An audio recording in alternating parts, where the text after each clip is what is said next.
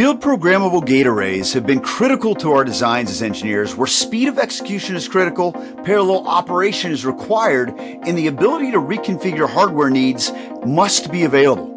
FPGA technology has been the backbone of communication infrastructure, military and flight applications, and video and signal processing that has made our world what it is today. How is this technology continuing to evolve, and what benefits can engineers find in scaling down these powerful devices to our embedded applications?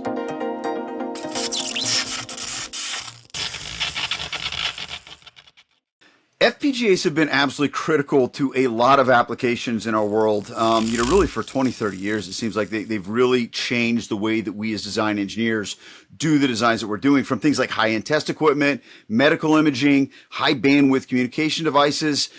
Some of those can be really, really powerful devices with tremendous amounts of lookup tables or logic elements, and can get into the price range of thousands of dollars and a lot of power consumption that sometimes doesn't make sense for all of our applications.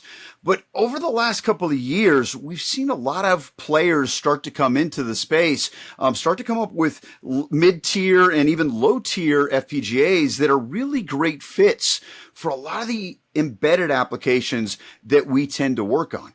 Today, I have the privilege of speaking with Richard Interrante, who's the Regional Technical Director for Future Electronics' own Future Intelligence Solutions Group, and is someone that spends a lot of time in the FPGA area. Richard, thanks so much for joining me on The Current today. Thanks, Todd. Thanks for having me. I appreciate it. I really appreciate it, and look forward to kind of picking your brain on where FPGAs are going. Because again, I think it's changed a tremendous amount. Since I did my first FPGA design in the late '90s. Where you really can do a lot more with these things. The price points have come down, and the capabilities in a lot of applications can be pretty compelling for engineers. But let's back away from that for a second and just kind of level set with the audience a little bit. Give me a little bit of oversight and overview of what exactly is an FPGA. Let's start there. That's a great place to start and a great question. I think where I'll start is, looking around my office. I've got a 3D printer in the corner. I've got models I've 3D printed. I've got Lego models that I've helped my son build. But you know how it goes, right? I'm not going to, I'm not going to win any Father of the Year awards when I say this, but the Lego models, it was supposed to be where he'd alternate with me. I'd take a page of instructions, but you know how it goes. I was fighting for most of those pages. I love building. Right. And engineers love to build things, right? Whether it's Lego bricks, whether it's 3D printing or something totally different, I'm pretty confident most of the engineers listening to this are going to have similar stories like that. So, there's a lot of really good tutorials out there on the internet about FPGAs, and they are often compared to Lego bricks. And I think that's for good reason. They really do let engineers exercise their love for building things. You could literally configure them to perform just about any circuit function that you want. But from like a basics perspective, FPGA, Field Programmable Gate Array, they've been around since the 80s, as you alluded to. They're used today in a very wide array of markets. And you mentioned some in your intro, but that extends from like wearables to industrial automation, medical applications, even in communications, server and compute, defense, and even in space applications as well.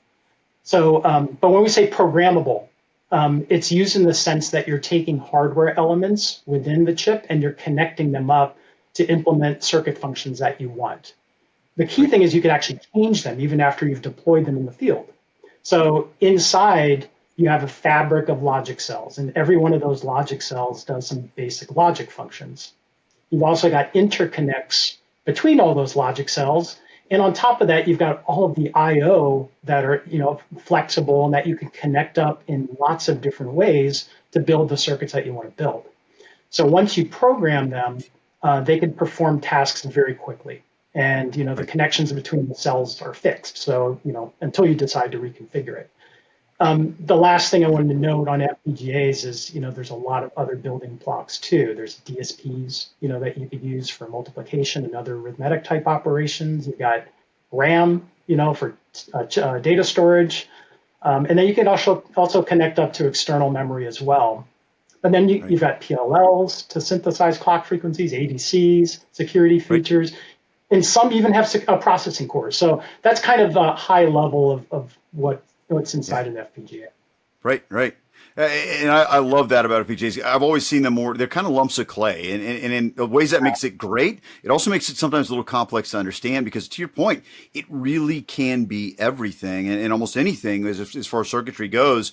The capabilities are so endless, it becomes a little bit sometimes tough to digest. One of the things that's really resonated with me when it comes to why would I choose an FPGA over a microcontroller is with a microcontroller, I'm writing my C code and I perform this operation, then I perform this operation, then I perform this operation. And it's all got to be very sequential. In an FPGA, it's always worked better for me in applications where I need these 2 or 3 or 4 operations all happening at the exact same moment. I can't wait even a millisecond, to move to that next instruction. There's a lot of power in that in FPGAs, which I think is incredible and gives us a lot of capability as engineers. So kind of given that overview, what are some of the other applications with FPGAs where they really have an advantage over other types of processing devices?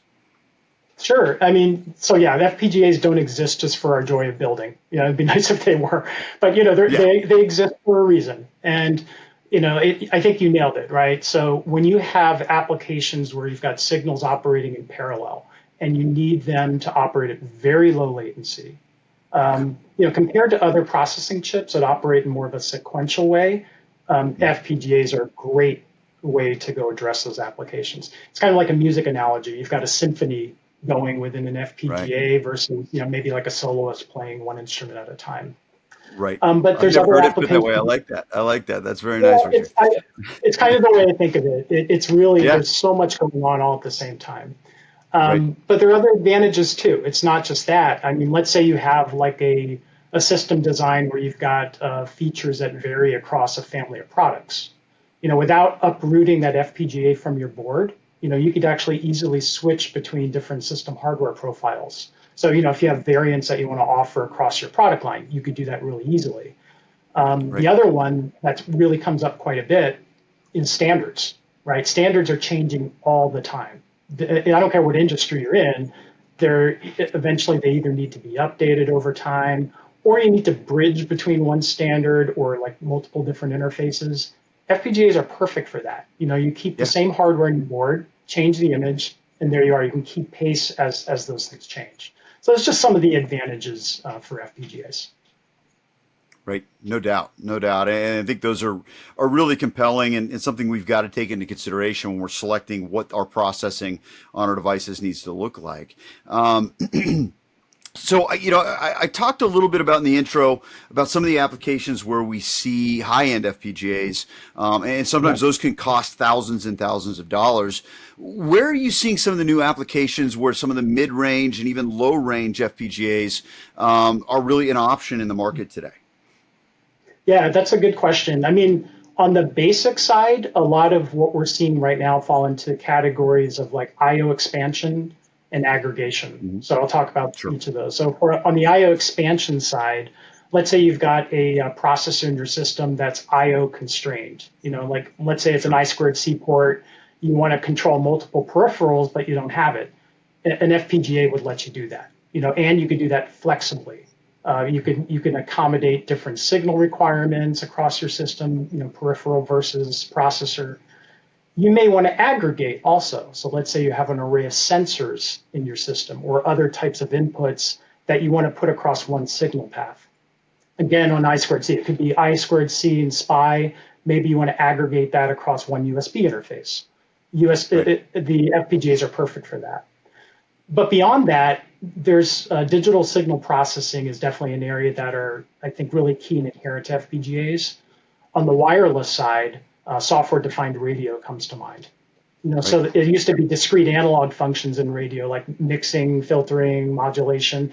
Those are all rolled into an FPGA digitally, and you could actually modify those properties and accommodate like multiband radio applications and other types of features as well. You could extend that to like image and video processing, whether it be for medical applications or otherwise, audio and professional audio type applications. So the list is endless when it comes to DSP. You mentioned MCUs before, and I love MCUs. Nothing against MCUs, even though we're talking about it. Yeah, absolutely. Yeah, totally love them. But, and they're great for motor control. But let's say you have an application where you've got lots of motors, right? And at the same time, while you're juggling that, you've got image and video processing in your application as well. If you start adding and laying all of these functions together, that's when you start thinking about an FPGA. I mean, in industrial automation settings, or like, let's say you have a UAV, where you've got all of these functions happening at the same time, perfect application for FPGAs. The other one that we're seeing as well come up quite a bit is monitoring. So we talked earlier about like low latency type operation. Low latency operation is important for, in an industrial setting, like whether it be monitoring equipment or engine components, monitoring the health of those over time to make sure you can be proactive about addressing any downtime that can result. That's an example as well that we see a lot of.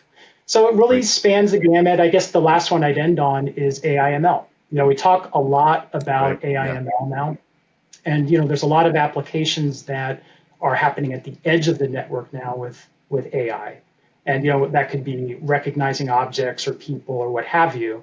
With FPGAs being able to handle like large matrix multiplication type operations and neural network type operations, they're perfect for that.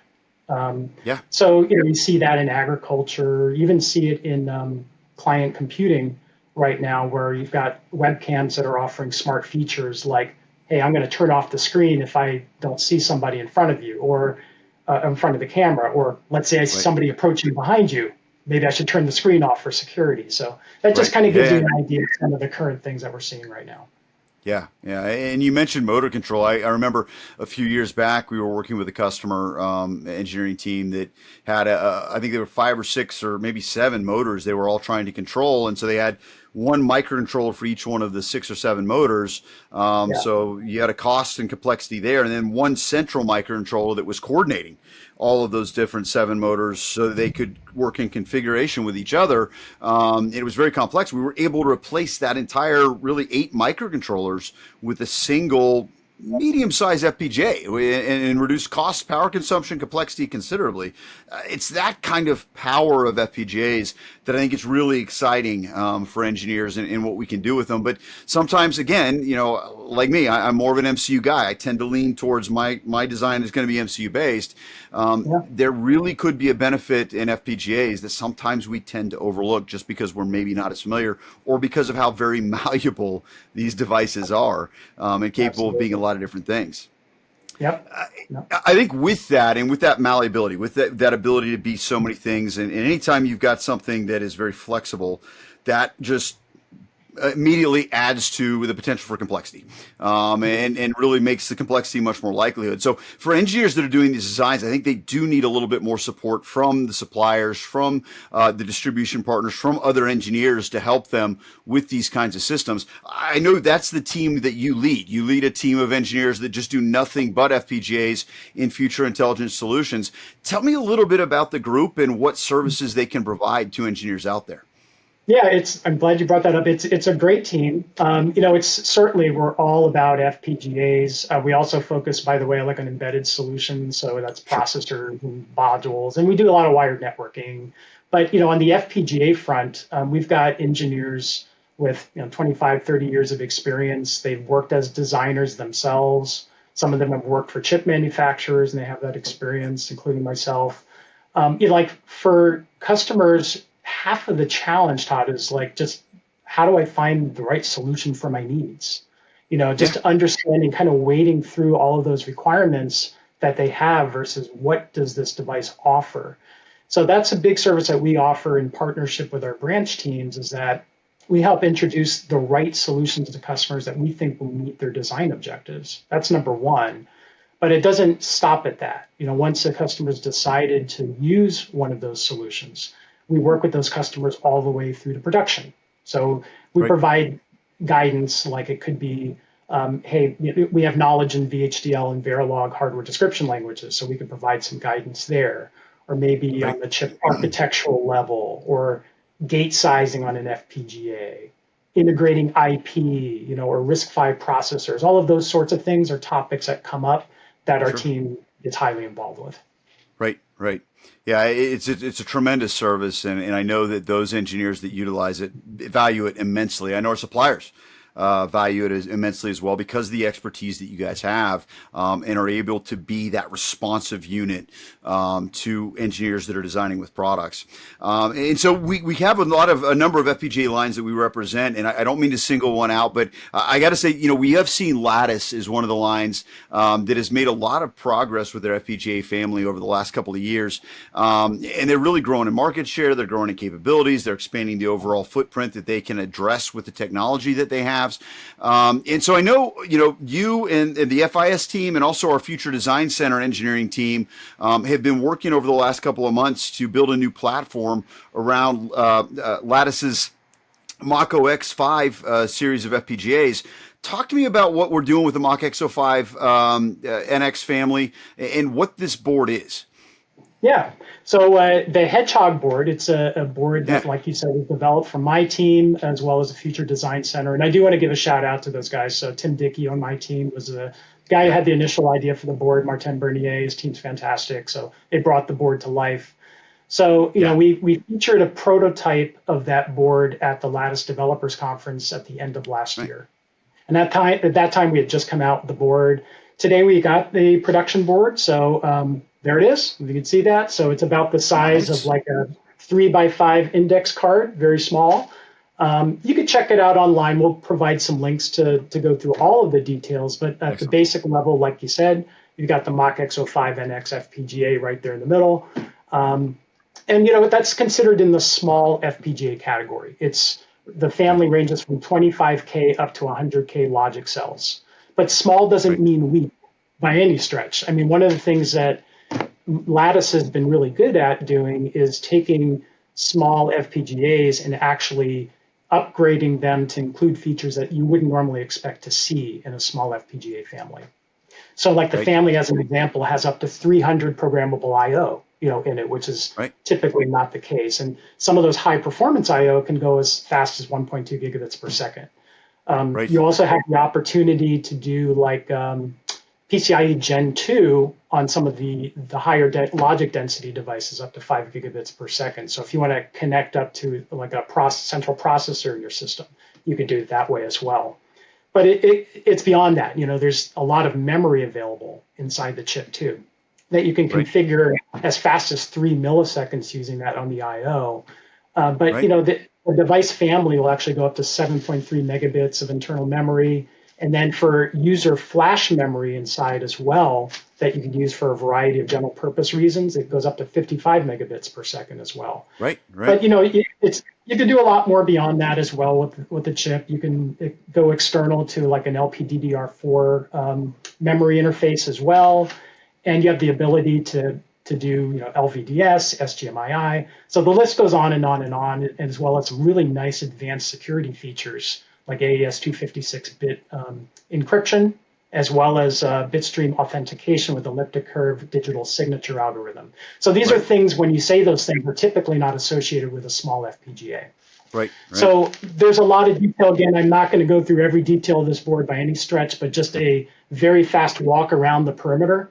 So, you've got a USB interface that you could power up the board with. You've got dip switches and user push buttons that you can include in your development. On the top, you've got a Raspberry Pi 40-pin connector. So you can actually put some nice interface boards there. You've got user LEDs you can program with, microbus. So they have a lot of nice clickboards that you can include. PMOD expansion. And then the two on the bottom are MIPI interfaces. So for display and camera interfaces that you could put as well. And then you've got an Arduino Shield connector just sitting right over the FPGA itself. So it just kind of shows you the many different directions you can go with some nice common maker type interfaces that I think a lot of developers are familiar with. Right. Well, true to form with an FPGA, I think the way you guys have designed it, it's very malleable. You can really do a lot of different things with it, and the fact it's kind of modularly built, you can interface and exchange different cameras or different communications modules or whatever you might want to do. Really allows engineers the capability to do a proof of concept around that Mach X05 NX very quickly and understand if that's going to be a good fit for their design before they actually send a board to the board board house and pay for that actual build. So that is incredibly powerful. So with all that, modularity that you guys have kind of built into it, are there any applications that you kind of have ready to go out of the box? Yeah, I mean, as you'd expect with boards like this, there is a basic Blinky demo that we'll include. Okay. So, that's in this case, what we're doing is we're including yeah, you got to have it. It's got the RISC-V processor that we're actually implemented with Lattice's Propel Builder SDK tool. So that's a really nice tool that actually lets you drag and drop processor instantiations into your FPGA very easily, and you could test them out and debug them. It also gives you a platform to develop software as well. So in the demo, the code actually monitors the dip switches I showed you before, and you can control LEDs. You can look at the states changing through the UART interface. So it's a nice way to tell you've got the FPGA up. But beyond that, we also have a display module that we're going to be driving through the 40-pin Raspberry Pi interface. So that'll be a nice visual application as well. It'll actually pull some data from the user flash memory that I mentioned and communicate that via the SPI bus. So that'll be a nice demo as well.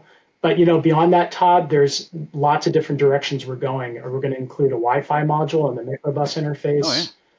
We're going to do the MIPI ports that I showed you. We're going to have camera and display applications through those. We're going to do free RTOS demo on the RISC-V, processor that we've included.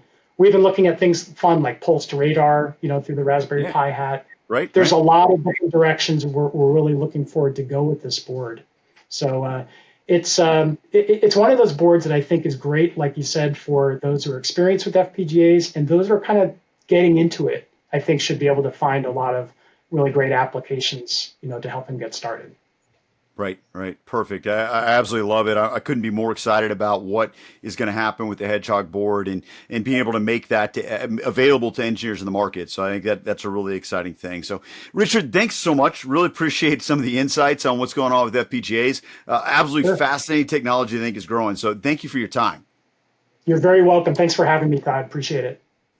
Absolutely. So, and thank you also to our audience watching The Current today. We appreciate you joining us on this episode. I hope that you learned something here and got a little bit of insights to the direction of the FPGA market. If you're interested in our Hedgehog board, if you're interested in the Lattice Mach X05 NX series, or if you just are looking at a design of any kind, you want to know if FPGAs are right for you or what other direction might make sense for your design, our engineering team, Richard's engineering team, would absolutely love to work with you and help you out on those kinds of things. Please reach out to us for any of those things at Shaping the Future, one word, Shaping the Future at futureelectronics.com, and we'll get with you, sit down with you, have an engineer come out and speak with you, and look for any way that we can serve you and help you make your design even better. Again, thanks so much for joining us this time in The Current, and we'll look forward to seeing you next time.